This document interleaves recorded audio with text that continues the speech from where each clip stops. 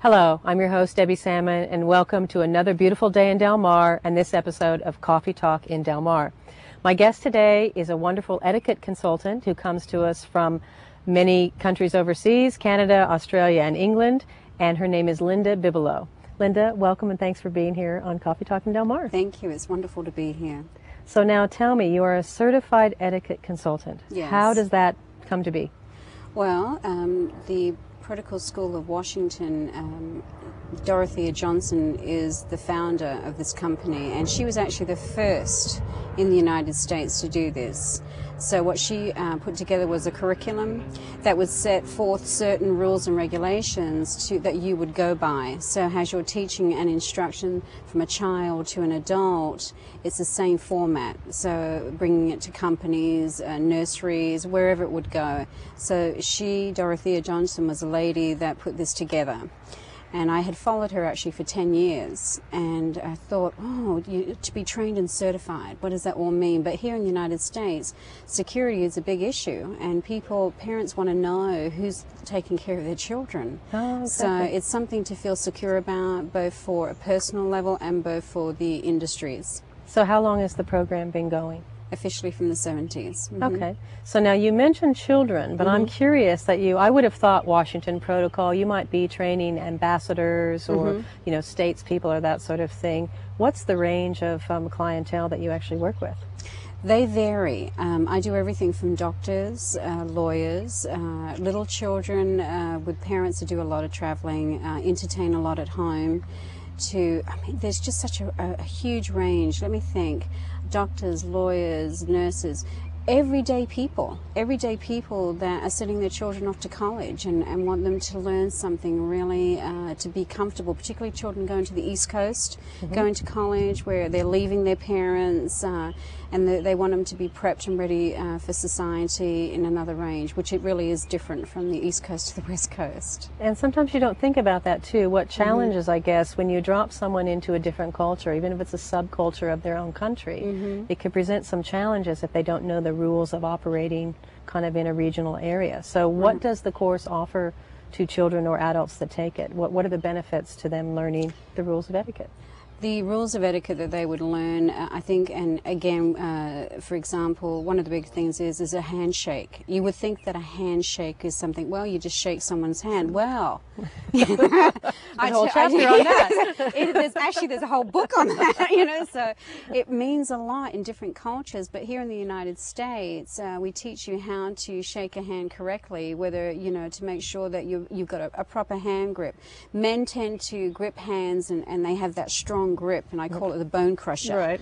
And it's not necessary. In fact, it makes people to be out very aggressive. So I teach, what is an aggressive handshake to a correct handshake, to that passive one with the little fingertips. Right. That everybody doesn't like, the wet fish, So it's that kind of thing. Eye contact in introducing people. Another big thing, because today we just say, hi, this is Sally. Sally, this is Mike. That's it. There's no full name, which I believe your name is so important. It's important to say someone's full name if they're meeting for the first time. Okay. So I teach that. Dining is a big one. Most people think, well, I'm going to get a job, and who cares if, I pick up the wrong knife and fork. Well, guess what? They do. I mean, we live in a global society where there's many different nationalities.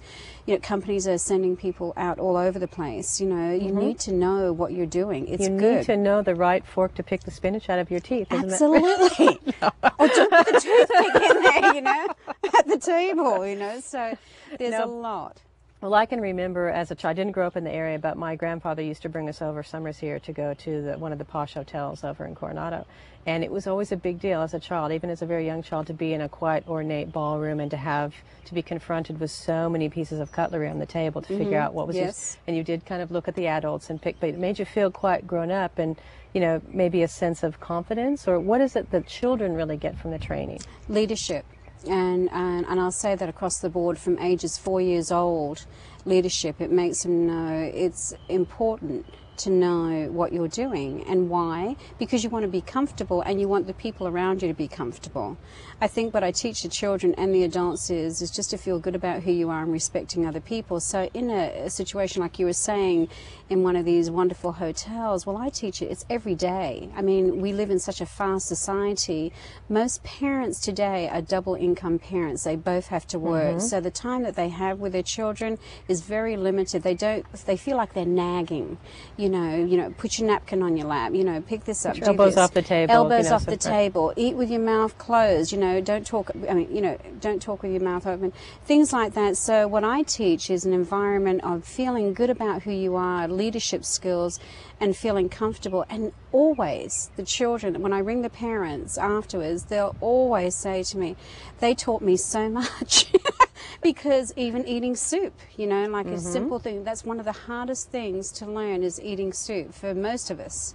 Because it's traveling, that spoon versus like eating over like this. So that's, leadership is the big one. That's my key.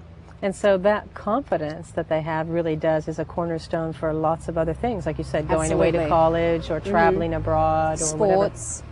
That's a good one. Dealing with sports. I think, again, we get very competitive, particularly here in the United States. We're very competitive. We have a great opportunity here to have a great educational, but it can go the opposite side. It gets too competitive and it's uncomfortable for some. Some aren't as good in areas as the others, but you want to spur them on.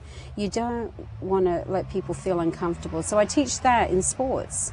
How to be a good sportsman, not somebody that's, I'm the best, just to be humble about that, but have great leadership qualities. And part of that leadership is thinking about the other person's perspective. Absolutely. So to be a good winner is to understand and empathize with somebody who, who came second when you came first. Exactly. Yeah, okay.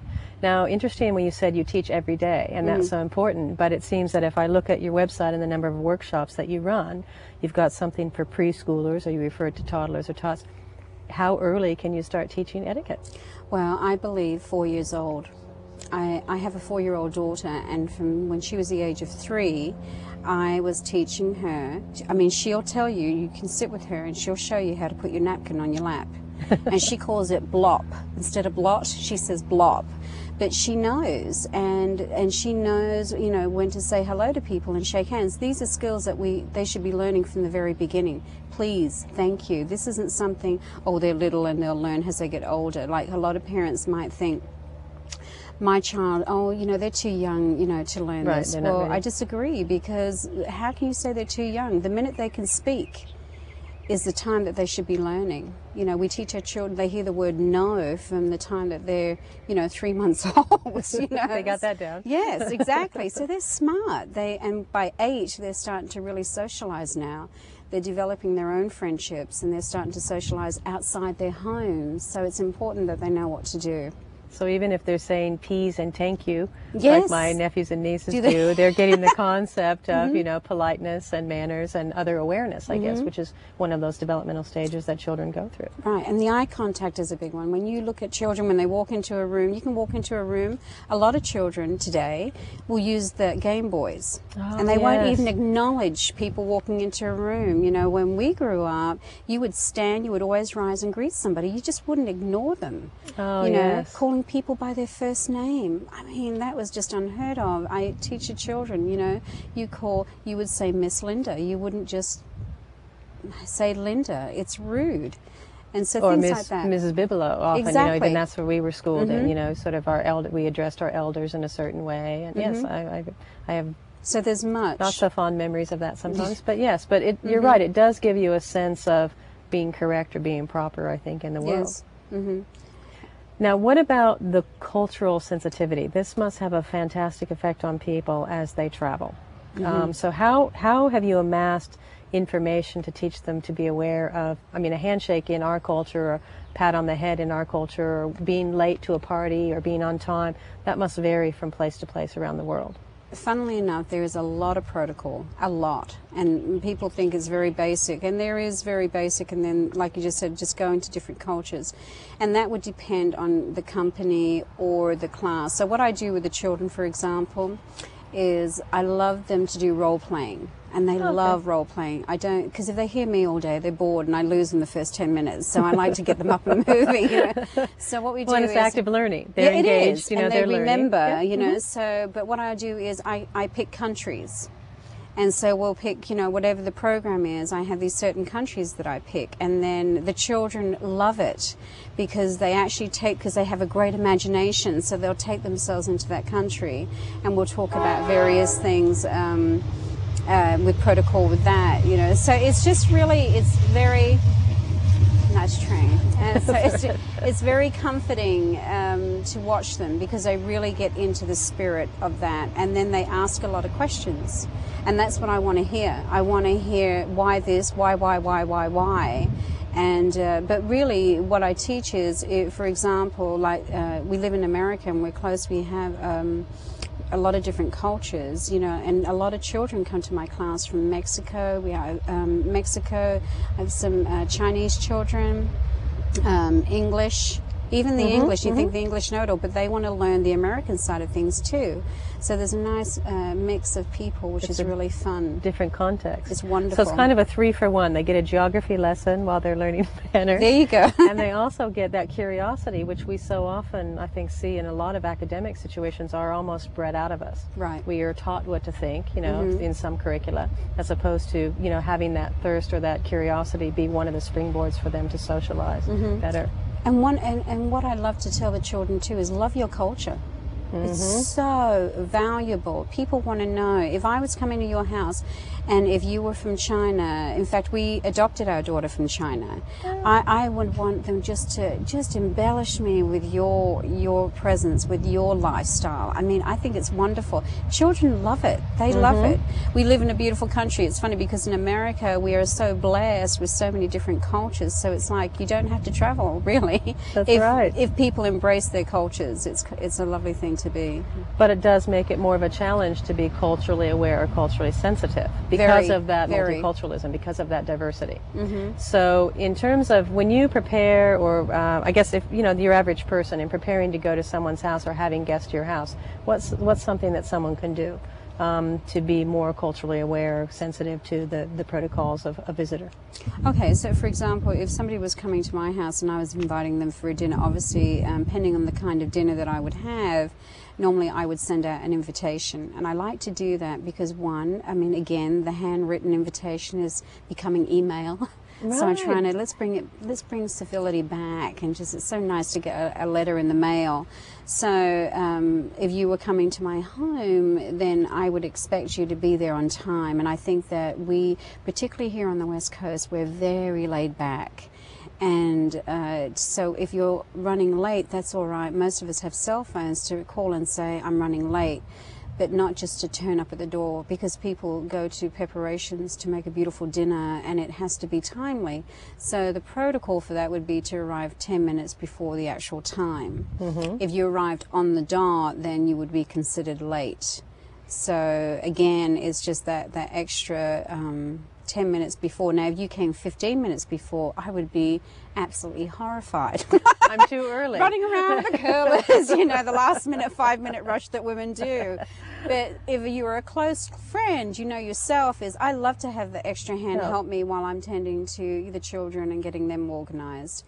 I want to talk to you a little bit more about some of the rules of tea, since we both have our Australian heritage in common. So we'll take a break and we'll come right back with more of Coffee Talk in Del Mar and my guest, Linda Bibelow. Stay with us.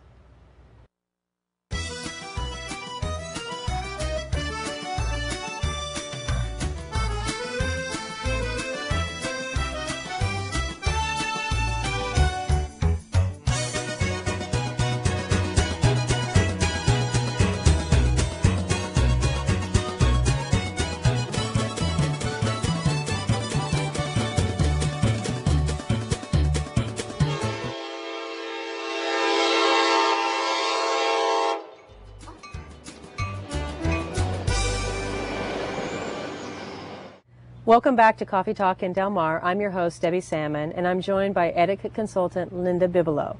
So Linda, before the break, and actually during the break, we were talking about some quite funny things about the timing of arriving at someone's home. Now, you mentioned you'd like someone there 10 minutes early. Aren't there some cultures really that being late is really the go? And so you need to be in the know about that. Right, and that's the Mexicans and Spanish love you being late. It's considered rude to turn up at the time. They say, I mean, they party. They have a child's birthday party. Theirs is not 2 hours. We normally have like 10 till 12 or 2 till 4. Right. They don't. Theirs is all day, all night, you know. And the whole family, and of the all whole ages. It's not just little 2-year-olds. And right? it's wonderful because it really is a grand party, and they really do a lot.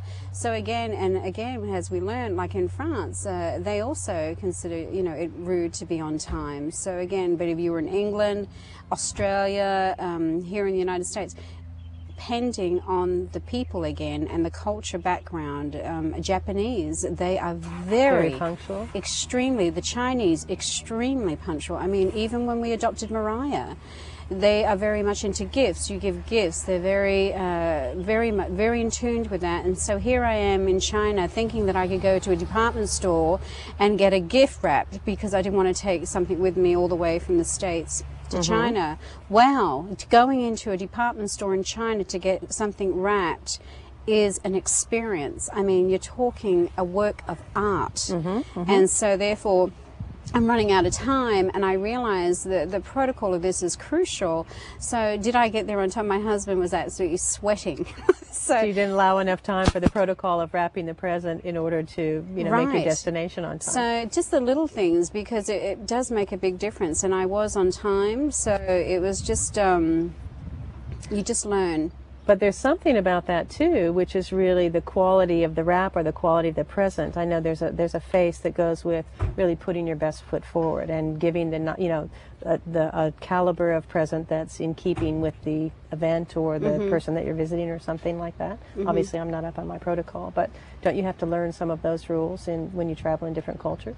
Right, and you'll find that particularly with companies, they're very in tune with, they're starting to realize they're going to training, they're having training seminars, preparing their people to what to do in situations, colors, what kind of suits do you wear, you know, what is the protocol for being on time, you know, how would you approach an office, what does a woman do, what does she do not do, you know, so there's so much, and it is becoming something that we're very aware of now, which is wonderful. I think the civility is becoming more aware now than what it did in the 60s, because everything was, hey, free and peace and all of that, the extreme. So we're really starting to tightening things up, and it's going a long way. And I think people seeing that you're making an effort goes a long way towards making a show of respectfulness for their country, you know, their culture, and earning respectfulness for yourself, I suppose. And simple things like a handshake, like I said before, it makes all the difference.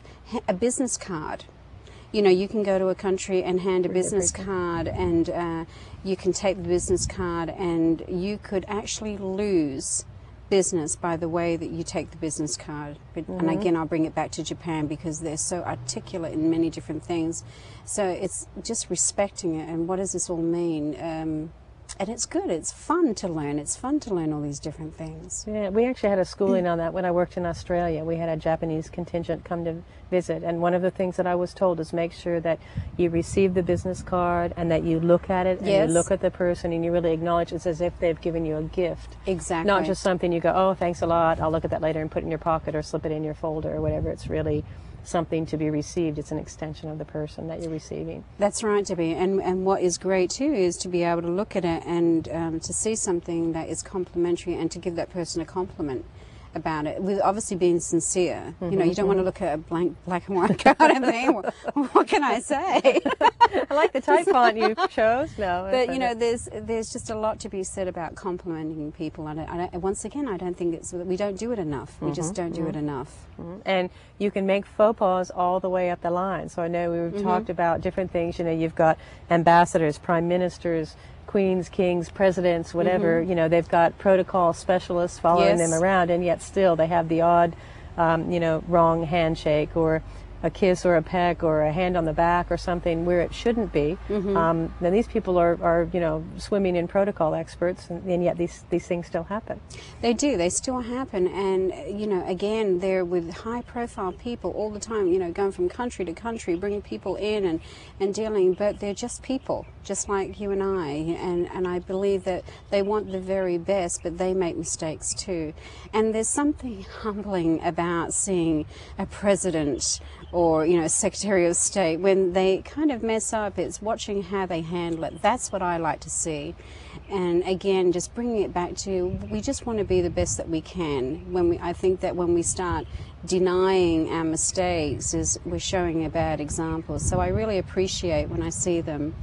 Whoops. Right. And that's part of what you teach in the courses, in terms of that recovery of a faux pas. So that shows a lot about the character of a person. Right. I believe in if at least try and want to learn. I think I hear people say, etiquette is for the snobs, or really that's just not me, and I'm a lay-back kind of a person. Well, etiquette is about respecting other people and respecting yourself, and I think school is never out. It should We're never too old to learn. Absolutely no, and I think we miss out on so much, and it's just, again, it's fun to learn. It's wonderful to learn about other cultures, and even if you don't travel, again, we live in a global economy. Someone important. may travel to you. Absolutely, and business-wise, sociable, it doesn't really matter. The fact is that we're human beings and we need to treat each other better. Now you have a wide range of workshops, so we look at what you can teach children in terms of the ABCs of how to say hello and table manners, and introducing people, napkins, table setting, that sort of stuff. So there's a lot of good stuff. But one of the ones that I really like, that I think, and I cannot imagine how many bookings you get here, is tea, or high tea. And so what is the historical significance of tea that you find so interesting, or so etiquette? Well, for me, important? I think just growing up, my parents are Irish. They're the biggest tea drinkers in the world, So, I mean, I'm sure when I was born, they were sipping me tea in the pacifier. I never had pacifiers. So, for me, obviously, I grew up with that. And, having tea with Nana in the parlor was just an everyday thing. My parents have done a lot of traveling. So, wherever I've gone, we've always sat down to tea. It's wonderful. Now, for here in the United States, in the last few years, particularly the last 5 years, it has been a phenomena where people are really starting to have teas a lot. In fact, again, I've been traveling a lot with teas to Los Angeles because that's been so popular with one of the hotels there. So it's just really interesting, and people are very interested in learning about tea and where it came from. Obviously from India and China, and it goes back way, way back. But the fun part for me is the Victorian era. And I think that connection with Queen Victoria, and because she was such a fun person, queen for 63 years. I mean, who could imagine? I mean, that's just that's amazing. A long run. It really is.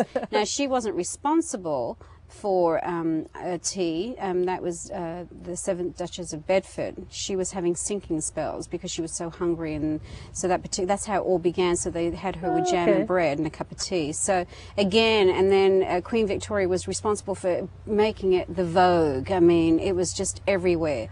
So now, today, we do a lot of the same social niceties with tea, like the pinky that everybody talks about. And I believe is that in or is that out? No, that's in. That's in. This was back in the Roman days, where they used to eat, you were considered, the more elite you were, the finger was up.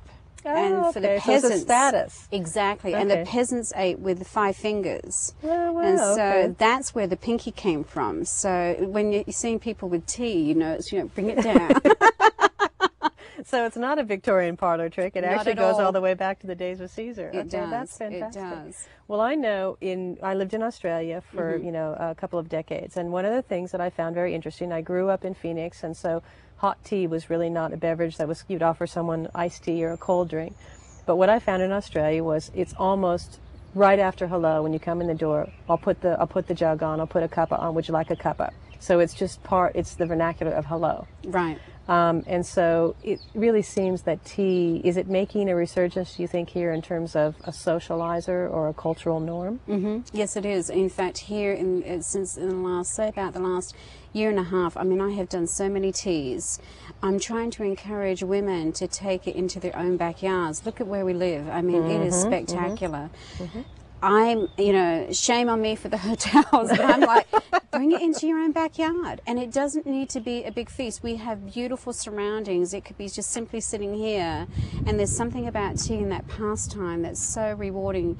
People can have conversations, and men are starting to get into drinking tea. It's wonderful, and they're not shy about sitting down with a teacup and saucer and drinking, because it's not, I mean, they do it in France, they do it in England, Exactly. so it's something that we need to be comfortable with, and it is becoming very popular now here in the United States. Real men drink tea and they can eat quiche. Exactly. right.